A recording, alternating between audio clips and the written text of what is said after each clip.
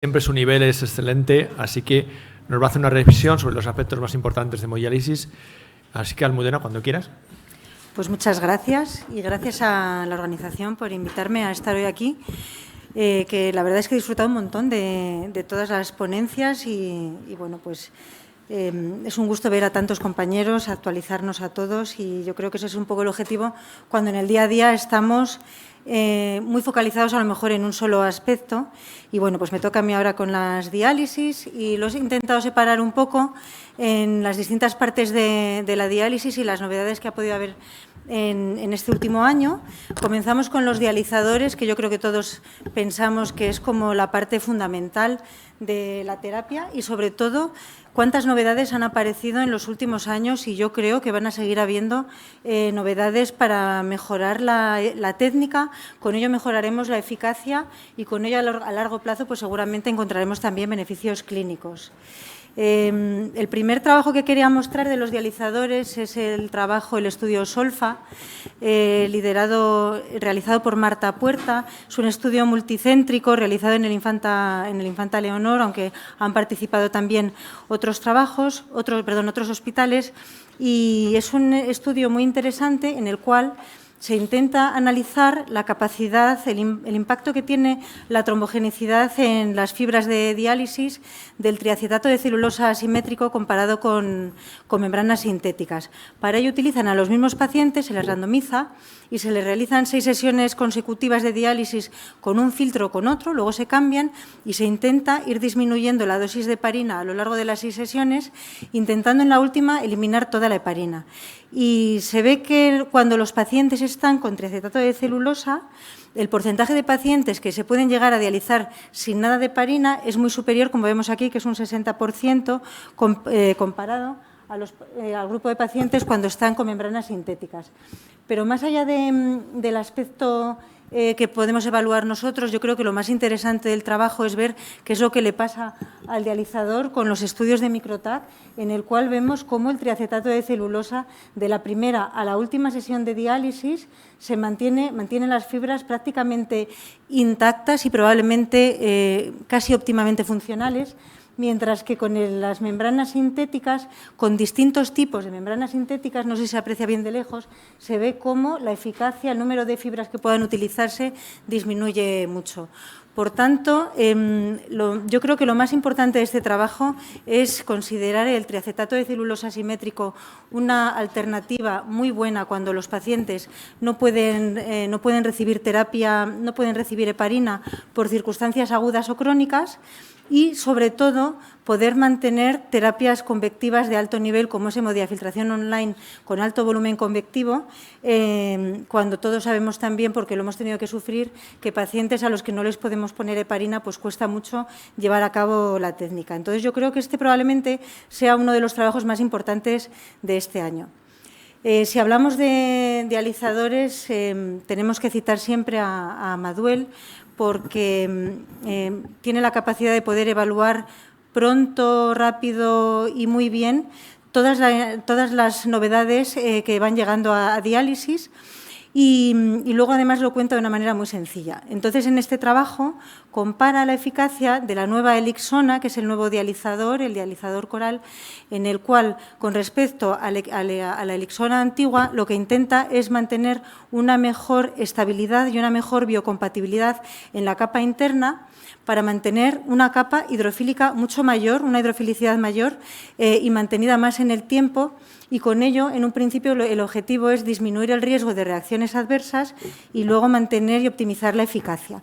Entonces, para poderla evaluar, lo compara con distintos filtros similares con la Elixona anterior, con el FX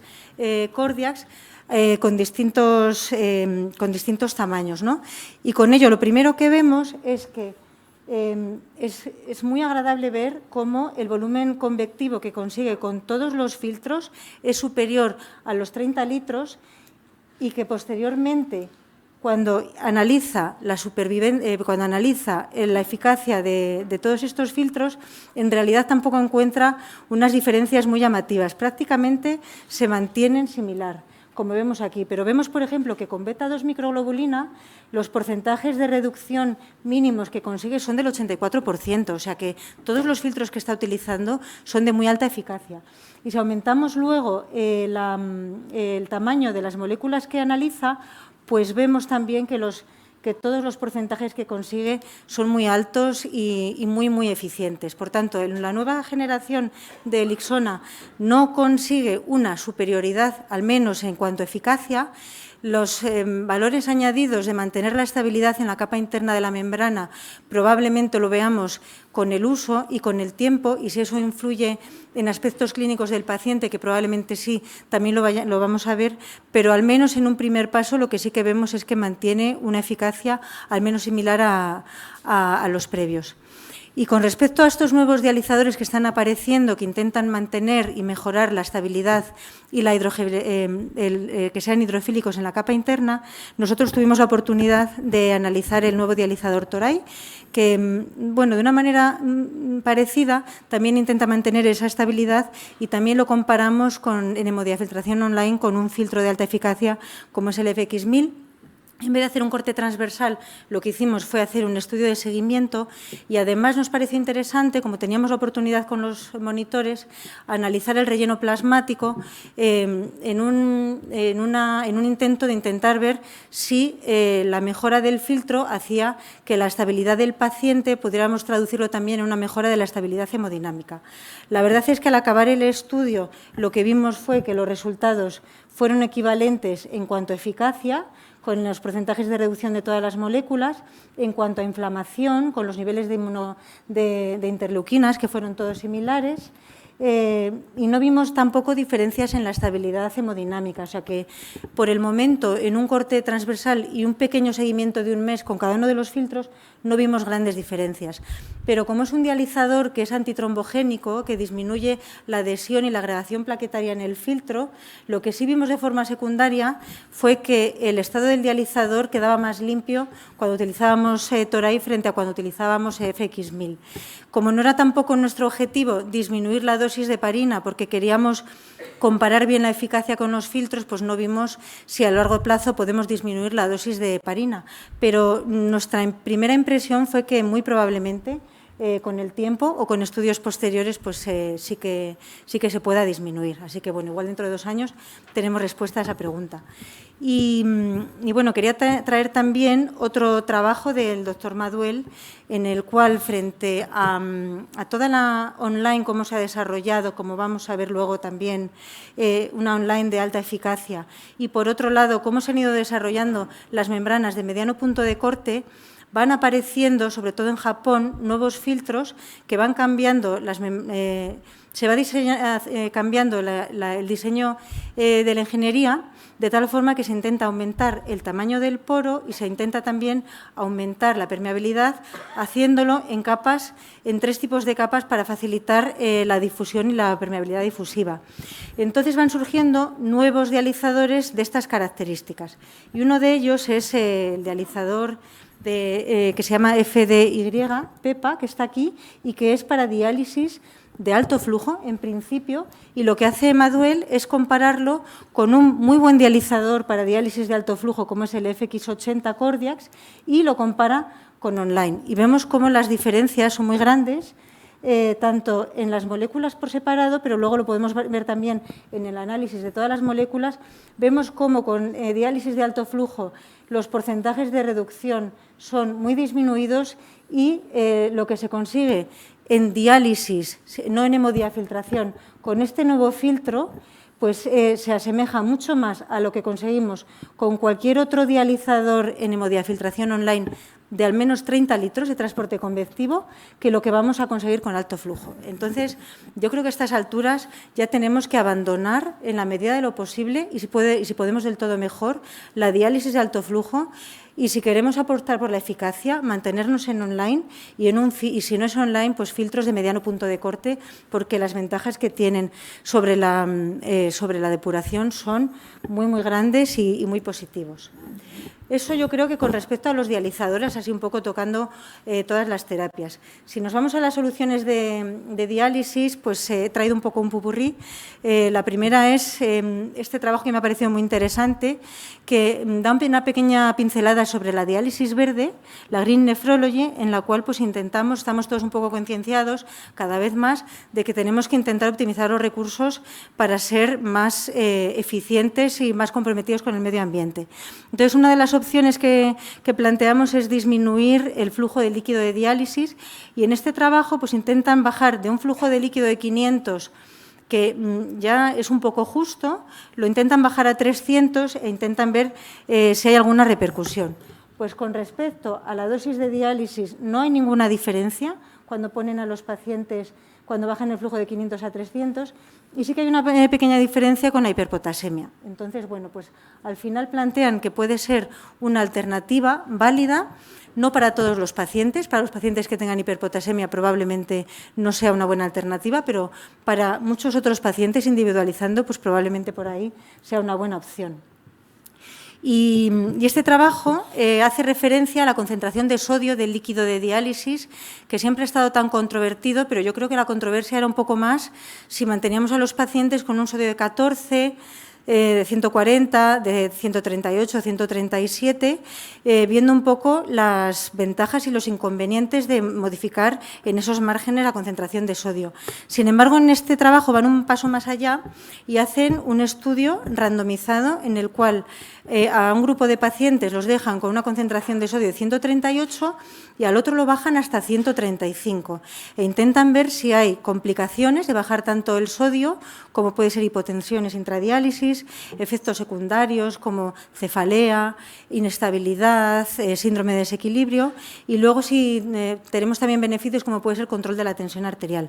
Y la verdad es que lo que encuentran es que, por una parte, los que tienen menos concentración de sodio sí consiguen una disminución significativa de la tensión arterial,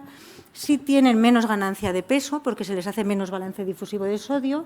pero también tienen más complicaciones derivadas de la diálisis, y con respecto a las hipotensiones intradiálisis pues tampoco encuentran grandes diferencias. Entonces, bueno, pues lo dejan un poco ahí. En mi opinión, creo que les falta, claro, los ensayos randomizados pues tienen que ser así, ¿no? Y probablemente los objetivos que han encontrado sí son los que todos deseamos encontrar, pero creo que esto lo tenemos que aplicar a la práctica clínica individualizando, y no todos los pacientes deben tener un sodio de 135, porque a lo mejor el balance difusivo que estamos haciendo es demasiado grande como para que ellos lo puedan tolerar. Pero bueno, partiendo de la base de individualizar, pues sí es una buena alternativa, que nosotros, por ejemplo, sí que hacemos mucho, pero no a todos los pacientes, sino a los que consideramos que lo pueden hacer, que lo van a tolerar y va a ser beneficioso. Y algo parecido ocurre con el bicarbonato. Aquí tenemos un trabajo en el cual postulan que concentraciones altas de bicarbonato se asocian a inestabilidad hemodinámica, a hipotensión y a una serie de complicaciones vasculares que pueden ser especialmente deleterias cuando el paciente está durante la sesión de diálisis. Entonces, también randomizan a los pacientes a una concentración de bicarbonato muy grande, como es bicarbonato de 30 y bicarbonato de 38. Hay una diferencia muy grande, como veíamos antes con el sodio, ¿no? Pero gracias a esto, a lo mejor podemos encontrar diferencias que probablemente en el día a día no seamos capaces de verlas, porque pueden pasar muy desapercibidas. Para evaluar el estado hemodinámico, analizan la tensión intradiálisis y luego, mediante el Transonic, analizan el gasto cardíaco, las resistencias vasculares, el volumen sistólico, etcétera. Y lo que encuentran es que, manteniendo la misma ultrafiltración, que son 2,6 litros, sí que hay diferencias, pero no encuentran la significación estadística, pero sí encuentran en el fondo diferencias. Por ejemplo, aquí tenemos los pacientes con altas concentraciones de bicarbonato que se taquicardizan más durante la sesión. Aquí tenemos los pacientes con altas concentraciones de bicarbonato que les cae más la tensión, aunque no sea significativo. Y aquí tenemos representado de igual manera el gasto cardíaco que disminuye, las resistencias vasculares que aumentan, pero no llegan a encontrar la significación. Y luego, en lo que sí encuentran la significación es que al final los pacientes acaban más alcalóticos, más hipopotasémicos, bueno, pues todo cosas que en un principio pues son, no necesitamos un estudio, ¿no?, para pensar que eso puede ser así. Y igualmente yo creo que, si bien es interesante ver el comportamiento del bicarbonato durante la sesión de diálisis en cuanto a efectos hemodinámicos, creo que lo que nos tiene que guiar para hacer una adecuada prescripción es hacer un balance adecuado y mantener a los pacientes en un pH adecuado, más que la influencia que pueda tener a nivel vascular. Y bueno, con respecto a las dosis de diálisis y el tipo de terapia, me ha llamado la atención que hay hasta 2 metaanálisis muy importantes en revistas grandes y buenas que comparan, que cogen todos los trabajos evaluando la supervivencia entre diálisis de alto flujo y hemodiafiltración online. Y yo pensé que ya nos habíamos pasado todos el juego de esto y teníamos ya todos claro que era mejor hemodiafiltración online. Y bueno, pues podéis imaginar que con todos los trabajos publicados, en el metaanálisis lo que nos va a salir es que la supervivencia es mejor en hemodiafiltración online, tal y como ya imaginábamos. Pero lo que es interesante es ver en qué cosas no ha salido significativo. Y es, en concreto, en este trabajo, es en la muerte súbita, en la cual no hay diferencias entre hemodiafiltración online y diálisis de alto flujo. Y eso yo creo que nos hace pensar que tenemos que buscar un poco a ver cuál es el motivo, y que tampoco, por muy buena que sea una terapia, hace que no nos quedemos tampoco conformes con esos resultados que tenemos, sino que tenemos que intentar siempre evaluar cada uno de los endpoints e intentar mejorarlos. Y bueno, pues ya tenemos trabajo de aquí a dentro de 2 años, a ver si conseguimos ver cómo podemos mejorar los eventos de muerte súbita. Luego, pues por lo demás, lógicamente, la supervivencia mejora mucho en online, tanto en mortalidad global, riesgo cardiovascular, etcétera. Y este otro trabajo es similar también, en el cual prácticamente analizan los mismos trabajos, el estudio Contrast, el Convince, el ESOL, el estudio francés, etcétera. Y de este trabajo, más allá de los objetivos de supervivencia, que vuelven a ser lo mismo, a mí lo que más me ha gustado es que cada vez más matizan que el volumen convectivo es importante y que a mayores litros de volumen convectivo, mejor supervivencia. Y eso es algo muy importante porque en los últimos años también una vez que ya se llegan a los 22, 23 litros, no se había dado la importancia que tenía subir y optimizar el volumen convectivo, todo lo que se puede hacer durante una sesión de diálisis. Y porque incluso se había cuestionado la peligrosidad que podía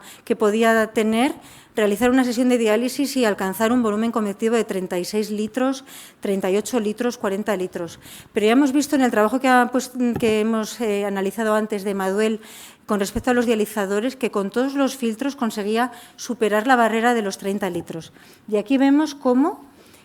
analizando todos los análisis, vemos cómo por encima de 25 litros, 30, y probablemente esta línea no parece que se vaya a limitar, sino que si tuviéramos pacientes de 35 litros, como todo el volumen, incluso ya muy altos volúmenes, todo esto tiene repercusión a nivel de la supervivencia. Por tanto, creo que es la mayor enseñanza. Y bueno, eso como en lo último de dosis de diálisis, pero si miramos hacia atrás y vamos al omnipresente KTV, pues vemos que todavía siguen apareciendo publicaciones muy interesantes. Este trabajo realizado por Davenport, que a mí la verdad es que me gustan mucho siempre sus trabajos, analiza la urea del líquido de diálisis, pone una llave de 3 pasos y va analizando toda la urea que recolecta en diálisis de alto flujo y en hemodiafiltración online. O sea que ya también ellos, incluso desde Reino Unido, van implementando la terapia convectiva y luego analiza la dosis de diálisis con el efluente de urea, pero también la compara con las ecuaciones, pongo online, pero no es diálisis online, es el KTV online, con las ecuaciones basadas en analíticas, en urea prepost, etcétera, y con urea del dializado, y se ve que no hay grandes diferencias. Lo que más infraestima es, y las mayores diferencias las encontramos con el OCM del monitor, cuando analizamos el KTV online, pero no nos tiene que preocupar mucho porque además lo infraestima. Entonces, en mi opinión personal, no es una conclusión del trabajo, pero en mi opinión personal, con el KTV del monitor o con el K del monitor o con el KT, con lo que queramos analizar, nos tiene que sobrar, porque todo lo demás es complicar algo laborioso cuando lo tenemos en el monitor y que encima nos lo infraestima. O sea, que con que tengamos ahí una buena dosis, lo que está recibiendo en realidad el paciente va a ser superior. Y porque además también ha habido un montón de publicaciones, pero esta, como es del último año, también la he puesto, vemos que existe una concordancia perfecta entre todas las ecuaciones analizadas con los análisis, Dow-Girdas, etcétera, con el KTV que vemos en un momento en los monitores. Y ya para casi terminar, vamos con otros aspectos un poco de comorbilidad y clínicos de los pacientes en diálisis, y yo creo que este es el trabajo más representativo y más importante de algo que yo creo que podíamos todos intuir, pero que necesitábamos un trabajo de estas características, y es aquellos fármacos que pueden mejorar la insuficiencia cardíaca, como es el sacubitril/valsartán, en el cual se recogen a 1.434 pacientes y se les compara con otros 1.434 pacientes que recibían tratamiento con IECAS y ARA2, y se ve como, al igual que en la población general, nuestros pacientes en diálisis también se van a beneficiar. Hay una diferencia en la mortalidad y en la hospitalización a favor de los pacientes que tienen sacubitril/valsartán. Otra conclusión interesante que muestran es que la mayoría de los pacientes tenían una dosis tanto de sacubitril/valsartán como de IECAS ARA2 mucho más baja que las dosis plenas que se ponen en la población general. Probablemente sea por miedo a los efectos secundarios, pero yo creo que también otras veces puede ser también por miedo a que no lo vayan a tolerar, y creo que muchas veces también es por desconocimiento y por no tener bien optimizada la tensión arterial y no tener tampoco el hábito los nefrólogos de llegar a titular a dosis plenas este tipo de fármacos en una población tan especial como es la población en diálisis. Eso con respecto al corazón, pero luego con respecto al cerebro, pues os he traído este trabajo que me ha parecido muy interesante también, en el cual, partiendo de la base de otras patologías, como es sobre todo otras condiciones como es la edad, el cumplir años, y también enfermedades crónicas, en esas situaciones puede haber lesión de pequeño vaso y existe una correlación entre la lesión de pequeño vaso y las lesiones que se encuentran con más marcada la sustancia blanca en las resonancias. Y eso tiene un nombre que se llama escala de Fazekas, que yo no conocía tampoco, pero cuando no hay lesión de pequeño vaso, pues sale así, y a medida que vamos teniendo más lesión de pequeño vaso, pues aparece más marcada la sustancia blanca. Entonces, se intenta hacer este estudio en el cual se intenta ver cómo es la sustancia blanca de nuestros pacientes y si podemos encontrar una traducción clínica más fácil que no hacer una resonancia a nuestros pobres pacientes que bastante que vienen a dializarse tantas veces. Entonces, se hacen 3 estudios, uno el Minimental, que es el primero, otro, estos no los con MOCA, y casi otros estudios que son sencillos de hacer, muy fáciles y que analizan sobre todo la memoria, la orientación temporoespacial y coordinación del lenguaje. Y se encuentra una asociación inversa, al igual que encontraban en estudios previos en población general y en otras patologías, en los pacientes en diálisis se encuentran lo mismo, que es una asociación inversa entre los puntos que consiguen en el Minimental y el grado de Fazekas que tienen, o sea, peor Minimental a mayor sustancia blanca dañada en la resonancia. Por tanto, también yo creo que esto se puede implementar de una manera fácil y podemos evaluar la situación cognitiva de nuestros pacientes casi de una forma rutinaria y con una buena correlación a cómo está su situación neurológica. Y luego ya, pues, viendo otros aspectos así miscelánea, he traído 2 trabajos. Una cosa que hemos normalizado, el ver a nuestros pacientes tristes en la unidad de diálisis o verles pasar por diferentes estados de ánimo, porque entendemos y normalizamos una situación que tiene que generar depresión, ansiedad, frustración, negación, inconformismo. Pero luego nosotros tampoco lo hemos estudiado mucho porque asumimos que es así. Pero es verdad que cada vez nuestros pacientes, la población cada vez vive más años y la población en diálisis también vive más años, y hay pacientes que están muchísimos años en terapia, en diálisis, sin que ni siquiera hayan tenido a lo mejor por diferentes circunstancias de la vida llegar a la posibilidad de tener un trasplante, ¿no? Esto, sin embargo, en otras patologías sí que se ha estudiado muy bien. En enfermedades crónicas, enfermedades neurológicas, en enfermedades autoinmunes, se ha estudiado y bueno, pues este trabajo intenta trasladarlo a la población en diálisis. Entonces, analizan cómo interactúa el soporte social, los medios sociales que tiene un paciente, la resiliencia familiar, cómo acepta la familia y cómo puede influir en el paciente, y la resiliencia psicológica, que es cómo ese paciente en ese momento acepta la situación que tiene. Entonces, les realizan una serie de cuestionarios que duran unos 30 minutos en el momento basal, a los 3 meses y a los 6 meses. Y en este periodo se ve cómo aquellas personas que tienen mejor soporte social y familiar tienen una resiliencia superior. Sin embargo, no es negativo. Es decir, la buena resiliencia del paciente no influye para nada, ni en el medio social, lógicamente no, pero tampoco influye en la resiliencia familiar. Por tanto, nosotros como médicos también tenemos que prestar atención a cómo está la situación familiar, a ver de qué manera, porque ayudar a la situación familiar va a hacer que nuestro paciente esté mejor, pero también tenemos que cuidar un poco de los familiares en la medida de lo posible, ¿no? Que igual de alguna manera ni siquiera se nos ha ocurrido cómo, porque eso a la larga también va a influir en cómo el paciente vaya a estar en el futuro. Y por último, pues yo creo que este es el trabajo que más me ha gustado de todos los que traigo, que es un trabajo del grupo de sostenibilidad liderado por Marta Arias, en el cual hace una revisión preciosa de cómo podemos intentar mejorar la sostenibilidad desde los centros de diálisis, que parece tan complejo porque consumimos mucho agua, mucha electricidad, mucho plástico, mucho material fungible. Entonces establece una serie de pautas para empezar desde el principio y a partir de ahí, haciendo pequeñas actuaciones y luego planteando a medio y largo plazo hacer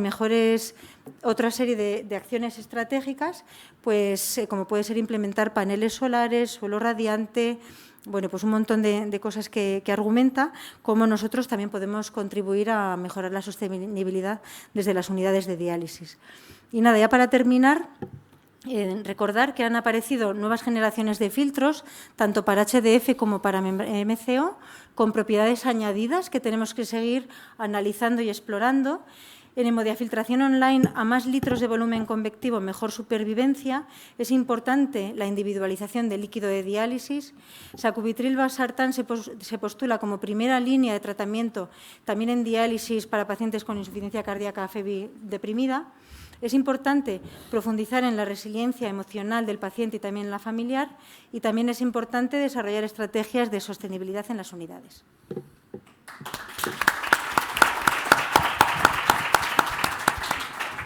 Muchas gracias, Almudena, por esta revisión tan exhaustiva, que creo que has tocado prácticamente todos los puntos. Y tenemos, no sé, un par de minutos o así para alguna pregunta que haya dentro del auditorio. Un tema árido a estas horas. Me ha gustado mucho tu charla, Almudena. Te quería preguntar, en el estudio que has mostrado que modificaban el flujo del líquido de diálisis y veían lo que pasaba con el potasio, ¿han mirado lo que pasa con el KTV, con el fósforo, con cualquier otra cosa? Han mirado el KTV y salía igual, no había diferencias, porque primero los ponen en 500, luego lo bajan a 300 y los vuelven a poner luego en 500. En el KTV no hay diferencias, pero luego no miran nada más. El fósforo no lo miran. Y miran, yo creo que el potasio, porque es un poco un elemento como de urgencia que nos interesa tenerlo siempre bien. Pero es muy interesante y yo creo que es muy, muy importante también analizar otra serie de factores básicos, como puede ser, por ejemplo, el calcio también, magnesio, tantas otras situaciones, y el bicarbonato, un montón de cosas que deberían de añadir.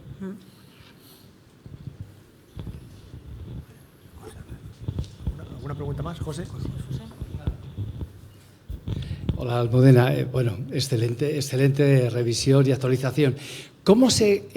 explica en la online que a más litros de aporte convectivo, mejor supervivencia, con el trabajo previo de Kiko Maduel, donde entre 23 y 28 se notaban las ventajas y a partir de 28 parecía que se perdía aquella ventaja. ¿Cómo podemos en este momento y en este foro decir, no, por encima de 30 mejor, o nos quedamos aquel 23-28? Yo creo, o sea, no lo sé, no lo sé, pero yo creo que cuantos más litros de transporte convectivo somos capaces de eliminar sustancias más grandes. Y muchas sustancias, lo que yo creo que he comentado otras veces, que todavía no conocemos, relacionadas con riesgo cardiovascular. Pero yo creo que la corriente, mientras antes estaba entre 23 a 28 litros y había miedo a subir de 28 litros, ahora ya los trabajos de Maduel están situados con al menos 30-32 litros de volumen convectivo. Entonces, yo creo que tiene que ser en que hay un aumento de la eficacia. Y que a lo mejor cuando con más de 28 no se encontraba esa diferencia era porque todavía no había muchos pacientes en ese grupo y todo el grueso estaba en 23 litros, que claro, comparamos 18 litros con 23 y salen mejor los de 23, pero si ahora tenemos un tamaño muestral suficiente de 28 o de más, a partir de ahí pues a lo mejor ya podemos seguir explorando la eficacia a esos niveles. Yo creo que es por eso. Muy bien, muchas gracias. Pues yo creo que para no pasarnos de tiempo, vamos a concluir aquí y vamos a pasar a la siguiente mesa. Muchas gracias, Almudena. Muchas gracias.